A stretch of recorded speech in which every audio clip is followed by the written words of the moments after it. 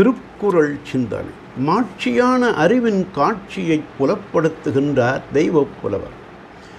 பிறவியாகிய மடமை நீங்கி ஒழிய சிறந்த செம்பொருளாகிய கடவுளை கருதி அறிவதே தெளிந்த மெய்யுணர்வாகும்.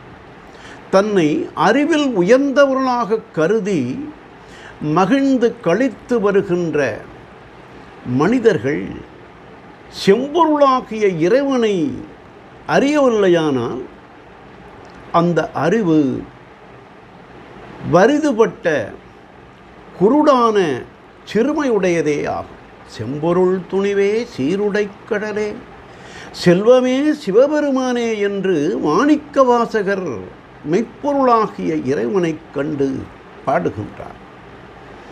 மெய்ப்பொருளை உணர்ந்த பொழுதுதான் பொய்ப்பொருள்களை பற்றி நின்ற மயக்க ஆசைகள் ஒழிகின்றன.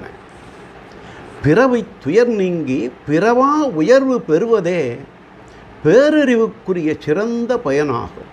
அறியாமையால் விளைந்த பிறவி செம்பொருளை கண்ட பொழுதுதான், ஞான ஒளி பெற்ற பொழுதுதான் அஞ்ஞான இருள் ஒழிவது போல ஒழிந்து போகிறது.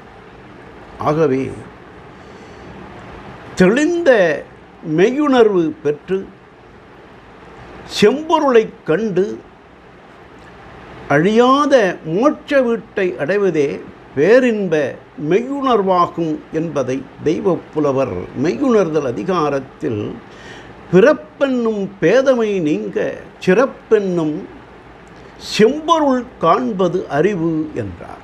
நாளையும் சிந்து.